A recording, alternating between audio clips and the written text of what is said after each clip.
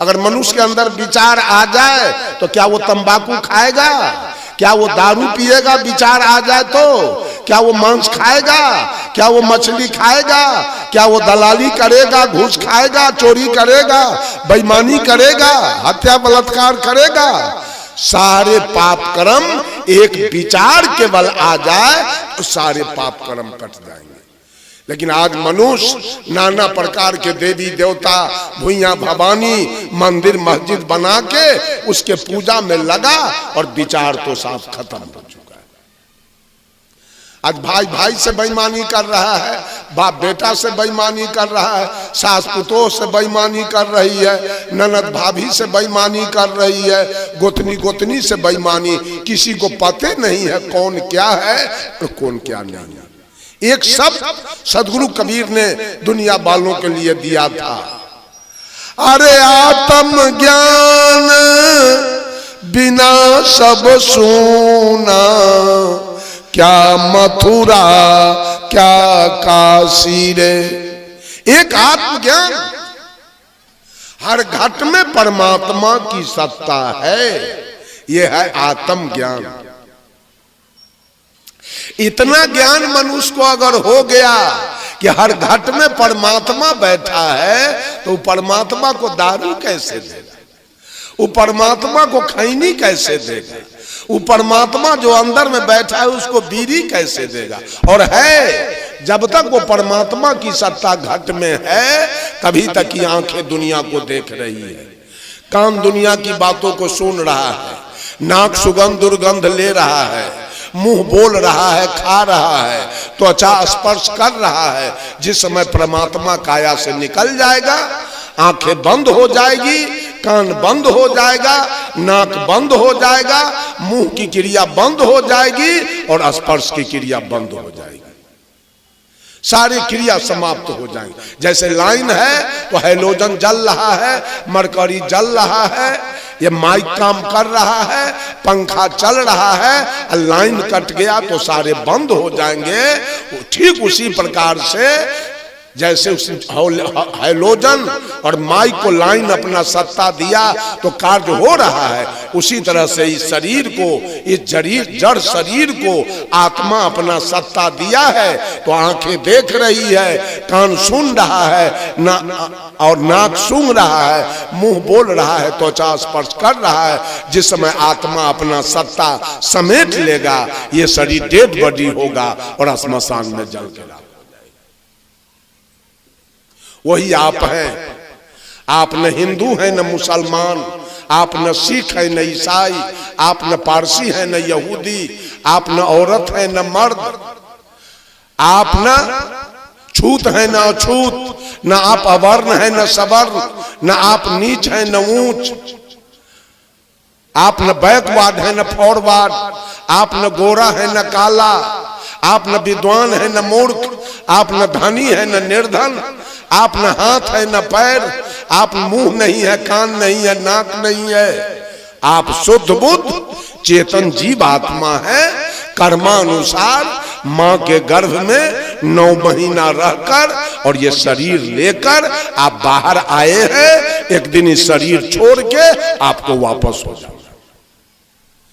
ये चिंतन अगर आपके अंदर आ जाए तो सारी पाप का जो काम हो रहा है सारा पाप खत्म हो जाएगा उसी समय। लेकिन चिंतन नहीं है, पशु के तरह खा रहे हैं, अब पशु के तरह पैखाना पेशाब कर रहे हैं, अब बच्चा पैदा कर रहे हैं, अब पशु के जैसे बाल बच्चे के मुंह में जी रहे हैं और रात में सो रहे हैं, अंत में शरीर छोड़ के नरकगामी हो जाएंगे पशुपति के जैसे। साहब कबीर कहे, मानुष हो के नाम हुआ, मुआ सो डांगर ढोल, एको जीव नहीं ठौर लगा, भयो सो हाथी। जन्म तो लिए मानव होके, जिस दिन आपने जन्म लिया तो पूरे समाज में ढोल बजा, फलाने बाबू के घर में एक लड़का जन्म लिया, एक पोता जन्म लिया, एक नाती जन्म लिया, जन्मोत्सव मनाया गया, नाच हुआ, भोज हुआ, भंडारा हुआ। अब मरे क्या होके? आज जन्म तो लिए आदमी होके, अब मर गए क्या हो गए? अगर मांस खा के मरे, मछली खा के मरे तो क्या हो के मर गए? कबीर साहब कहे मानुष होके नाम हुआ। मनुष्य मरता नहीं है। ये मनुष्य जोनी मरने के लिए नहीं मिला, सारे जोनी है मरने के लिए, चूंकि वहां ज्ञान भूमिका नहीं है। अब मानव जोनी है कल्याण पाने के लिए, मानव जोनी है मोक्ष पाने के लिए, मानव जोनी मिला है। अंत में सारे जोनी से घूरते फिरते अंत में मनुष्य जोनी मिला है, मुक्ति पाने के लिए, मोक्ष पाने के लिए, सुख शांति पाने के लिए। और मनुष्य का शरीर लेकर भी आप मर गए। लोग कहता है फलना कक्का तो मर गए, मतलब वो आदमी नहीं थे। इसका मतलब मर गए कैसे? मरती तो गाय है, भैंस है, मरता तो हाथी घोड़ा ऊंट गधा है। आदमी कैसे मर गया?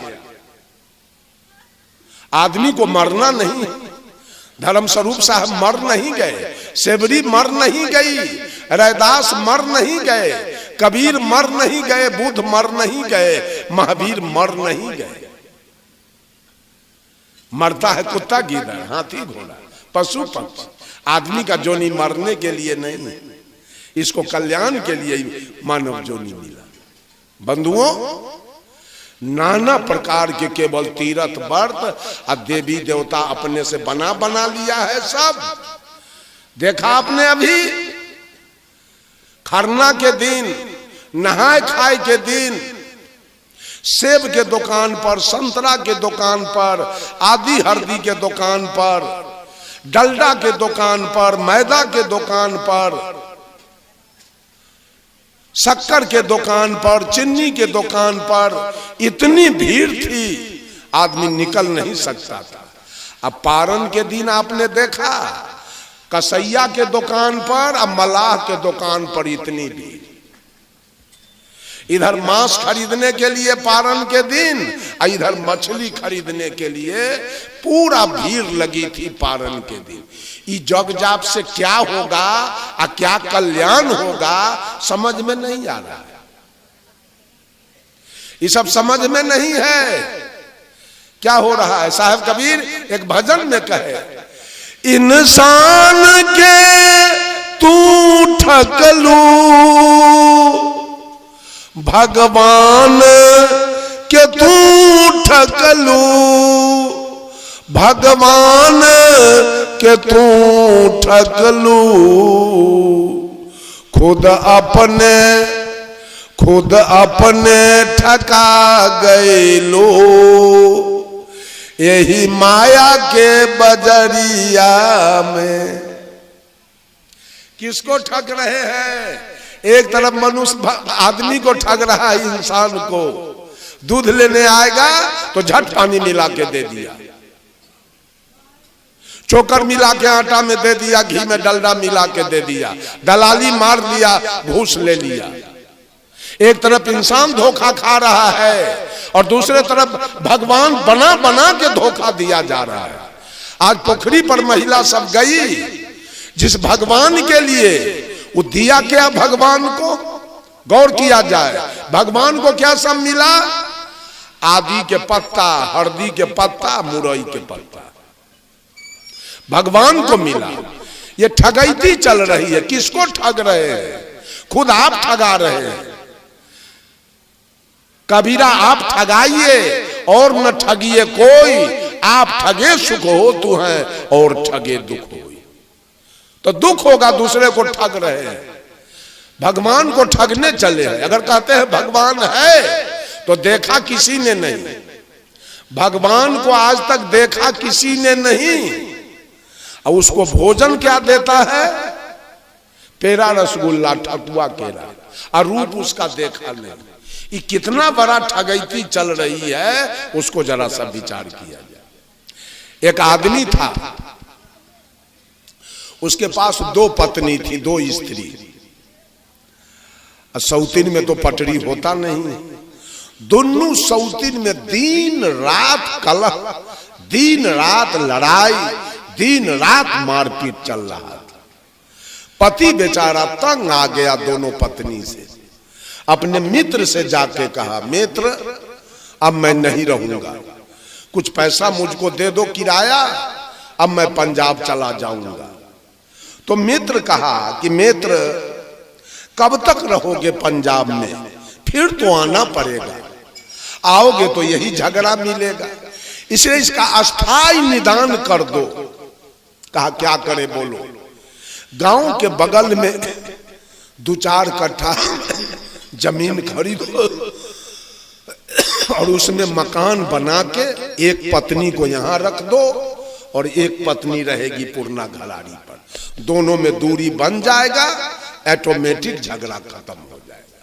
कहा ठीक है, लगाओ उपाय। उपाय लगाया, गांव के बगल में जहां से गांव अंत हो जाता है उसके बगल में 2 कट्ठा जमीन खरीदा गया, उसमें मकान बनाया गया और छोटकी पत्नी को वहां रख दिया, बड़की पत्नी रह गई पुरना घराड़ी पर। घर तो दोनों का 2 जगह हो गया, लेकिन गांव के महिला सब बाज नहीं लिया, उसको भी जाके कुछ सिखा देती थी, इसको भी आके कुछ सिखा देती थी। या तो यही चली जाए उसके यहाँ, न तो वही चली जाए उसके यहाँ, लड़ाई बंद नहीं हुआ। घर 2 जगह हो गया, लड़ाई बंद नहीं हुआ। वो बेचारा तंग आ गया, उसका पति का दोस्त, अब तो घर भी करके देख लिए, अब मैं नहीं रहूंगा। कहा कुछ पैसा हमको दो। कुछ पैसा लिया, चला गया पंजाब। 12 बरस पंजाब में रह गया, आने का दिले नहीं करता था झगड़ा देख के। जब 12 बरस बीत गया, माघ का महीना खत्म हो रहा था और फागुन का महीना आ रहा था, इनकी बड़की पत्नी चिट्ठी लिख रही है, पतिदेव आपके चरण कमलों में मेरे तरफ से सादर प्रणाम, और आपके चरण की कृपा है तो मैं बिल्कुल सकुशल रहा करती हूँ, न भोजन का दुख है, न कपड़ा का दुख है, न गहना जेवर का दुख है, न कोई श्रृंगार के साधन का दुख है, वो आपके चरण की कृपा है। लेकिन 2 बातों की दुख मेरे जीवन में अवश्य है। वो क्या है? तो जब मैं दिन में सारा काम करने के बाद भोजन करने के लिए बैठती हूँ तो पति देव आपका याद आता है, मैं अभी भोजन कर रही हूँ और मेरे पति कल कारखाना से काम करके भूखे प्यासे आए होंगे, तो अभी कौन भोजन बना के दिया होगा। ये दुख मुझे सता रहा है। और दूसरा दुख, रात्रि में सारा काम करने के बाद, भोजन के बाद जब मैं बिछावन पर सोने के लिए जाती हूँ तो आपका याद आता है, मैं अभी सो रही हूँ, मेरे पति कल कारखाना से काम करके थके मादे आए होंगे, तो मेरे पति का भी सेवा कौन किया होगा। ये 2 दुख बड़ा सता रहा है। आगे फागुन का महीना, होली का दिन आ रहा है। पति देव मेरे बातों से दुख न हो तो 2-4 दिन के लिए आ जाओ, दर्शन दे दो और पुनः पंजाब चला जाओ। चिट्ठी लिख के लेटर बॉक्स में गिरा रही थी, गांव के कोई महिला देख लिया और तुरंत इसके सौतीन को जाके कह दिया, देखो देखो देखो तुम्हारी बड़की सौतीन चिट्ठी लिखी है, फागुन का महीना आ रहा है, ऐसा न हो कपड़ा लता गहना जेवर मिठाई टका रुपया सब उसी के यहाँ जाए, तू भी लिखो चिट्ठी। कल हो के छोटकी लिख रही है। वो क्या लिख रही है? क्या जी 12 बरस से पंजाब में घूम रहे हो, होटल में मुर्गा भात खाते हो, मुंह में पान चबाते हो, सिनेमा हॉल में जाते हो, गुलछर्रा खूब उड़ाते हो। कुछ याद है 12 बरस से मेरी जिंदगी कैसे कट रही है? सुन लो, मैं एक चिट्ठी भेज रही हूं, आगे फागुन का महीना आ रहा है, उसमें आपको निश्चित रूप से आना है और मेरे लिए साड़ी, पेटीकोट, ब्लाउज, नथिया, बाली, लॉकेट, पायल, ऐना, कंघी, टिकुली, सेनूर, स्नो, पाउडर, सब का श्रृंगार का नाम लिखती है। ये सारा सामान आपको लेके आना है, याद रख लेना। जिस दिन सामान लेके आओगे, मैं इस चिट्ठी के अंदर एक सूची भेज रही हूं। अगर एक भी सामान कमी आया, एक भी सामान डुप्लीकेट आया, तो एक भी झाड़ू धरती पर नहीं गिरेगा। चिट्ठी गिराई, चिट्ठी गया पंजाब। डाक्यून जब इसके हाथ में दिया, बेचारा पढ़ा और इसको दीने में तरे। बड़की के चिट्ठी पढ़ के बेचारा हर्ष में डूब गया। क्या हमारी पत्नी कैसे वियोग में चिट्ठी लिखी, और इसका चिट्ठी पढ़ते बेचारे को दीने में तरेगम दिखाई देने लगा। डर के मारे डेरा से रुपया लिया, गया दुकानदार को दिखाया चिट्ठी, ऐसा सामान ठीक ठीक दीजिए, ऐसा न हो कि सारा झाड़ू हमरा पीठे पर लगे। दुकानदार सही सही सामान दे दिया। बेचारा आया डेरा पर, पॉलीथीन में से सामान निकाल के अटैची में रख लिया और टिकट कटाया, गाड़ी में बैठा चला गया।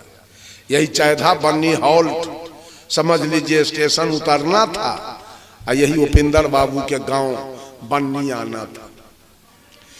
इतना दूर के लिए कोई रिक्शा टमटम नहीं मिला। बेचारा दोनों अटैची हाथ में लिया और पांव पैदल वहां से चला। जब गांव के निकट, घर के निकट आने ही वाला था, तो गांव के एक महिला देख लिया इसको आते हुए। इसके बड़की पत्नी को जाके कह दिया, जी तुम्हारे दुल्हा पंजाब से चले आ रहे। बड़की तो हर्ष में डूब गई, बिल्कुल दौड़ते हुए गई, पति देव को पैर छू के प्रणाम किया, अब दोनों हाथ से अटैची ले लिया। पति देव आगे आगे, वो महिला पीछे पीछे।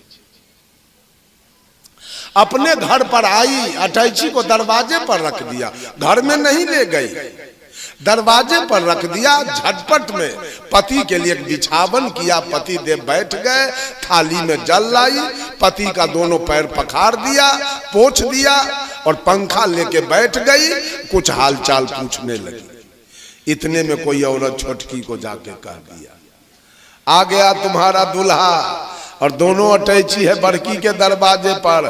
ऐसा ना हो कि दोनों अटैची गायब हो जाए, जल्दी जाओ। आ गई छोटकी, अब दूरे से कहती है, क्या जी आ गए? कई डोरे कहा, जी हाँ आ गए। सूची निकालो, सूची, पहले सामान मिलाओ। बेचारा सूची निकाला, ये भी सूची लेके गई और सामान A to Z मिलाई तो मिल गया। फिर सारा सामान अटैची में बंद किया छोटकी, और दोनों अटैची उठा के चल दिया। छोटकी दोनों अटैची उठा के अपने घर की ओर चल दिया, तो बड़की बेचारी खाली हाथ अपने दरवाजे से अपने आंगन की ओर चल दिया।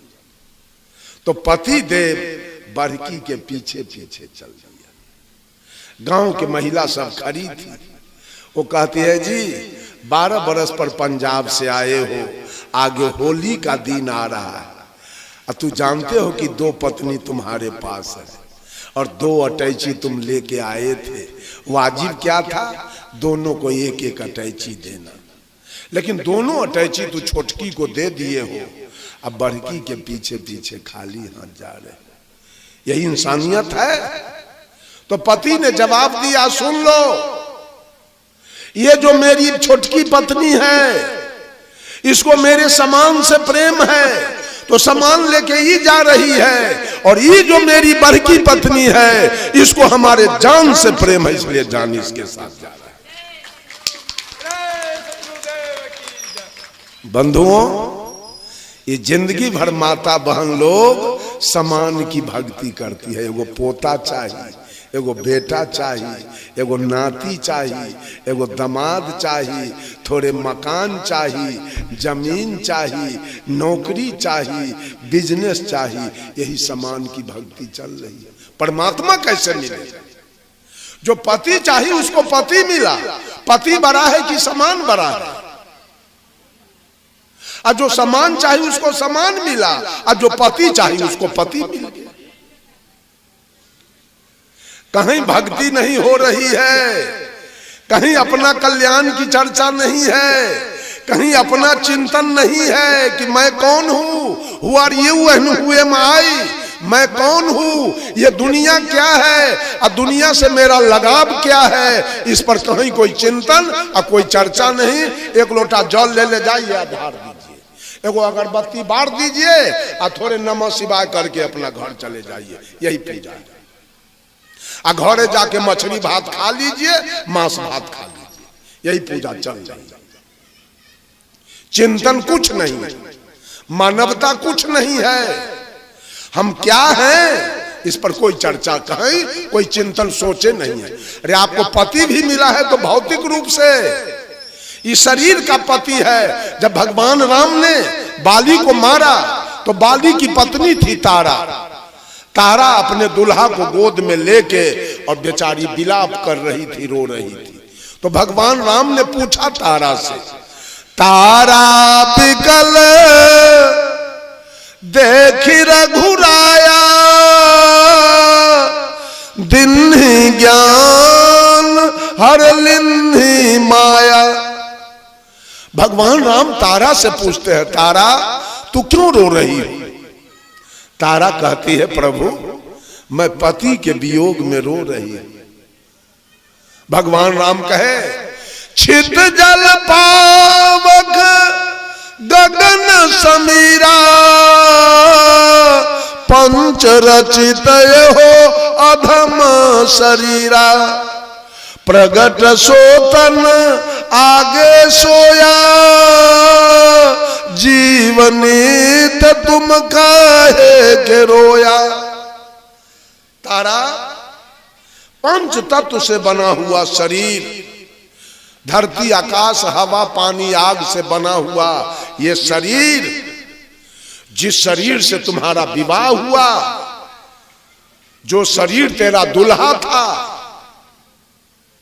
जिस शरीर से तुमने सुख लिया, वो शरीर वो दुल्हा आज भी तेरे गोद में पड़ा हुआ है।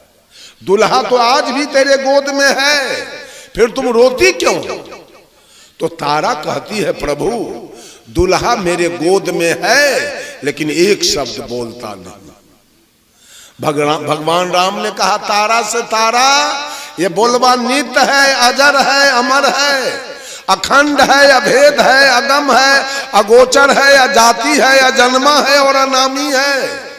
ये बोलवा तेरा दुल्हा नहीं था।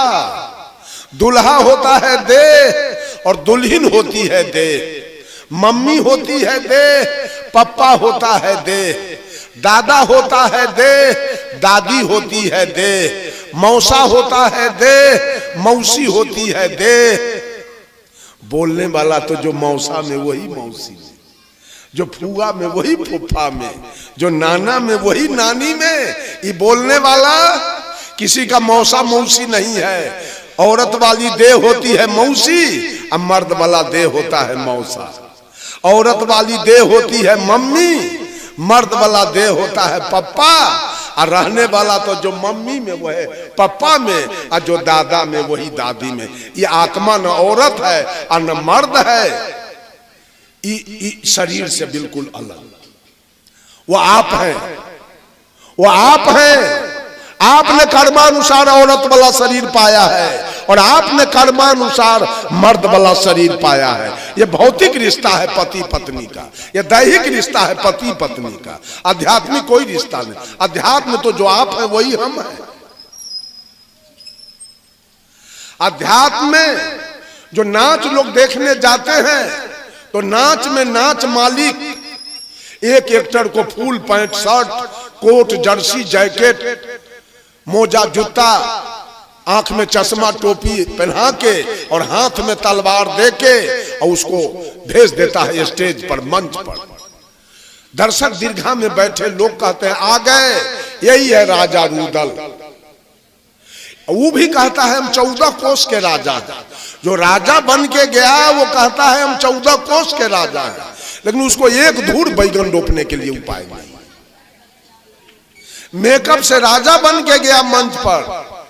एक एक्टर को साया साड़ी ब्लाउज रिबन चोटी नथिया बाली पहना के मंच पर भेज दिया तो दर्शक दीर्घा में बैठे लोग कहते हैं आ गई रुदल की पत्नी, यही है फूलबा रानी। वो औरत है, वो औरत है, वो भी मर्द है, केवल औरत के पोशाक में गया है। भर रात राजा रानी का नाच होगा। दर्शक दीर्घा में बैठे लोग देखेंगे, एक पति है, एक पत्नी है, एक राजा है, एक रानी है। लेकिन जो राजा है वो समझ रहा है ये मेरी पत्नी नहीं है, जो मैं हूं वही है। और रानी भी सोच रही है मेरा पति नहीं है, जो मैं हूं वही है। भर रात नाच होगा। सवेर में राजा रानी दोनों मेकअप रूम में जाएंगे और राजा रानी दोनों अपना अपना पोशाक उतारेंगे, अपना अपना कुर्ता पैंट पहन लेंगे। न कोई राजा रहेगा और न कोई रानी रहेगी, सरप्लस खत्म हो गया।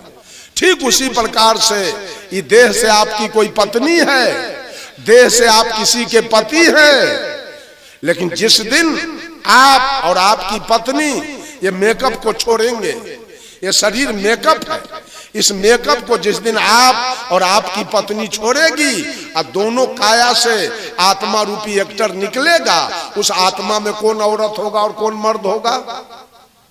होगा कोई? World is stage, life is drama, man is actor and God is director. ये संसार एक रंगमंच है, हमारी और आपकी जिंदगी एक नाटक है। हम स्वयं इसके पात्र हैं और ये मन निर्देशन करने वाला है। इसी के निर्देशन पर हम लोगों का नाच चल रहा है। वास्तव में न ये औरत है और न हम लोग मर्द हैं। मर्द वाला केवल ये मेरा पोशाक है, औरत वाला इनका पोशाक है। और नहीं तो जो मैं हूं वही ई है और ई है वही मैं। आत्मा न औरत है न मर्द है, वही आप है।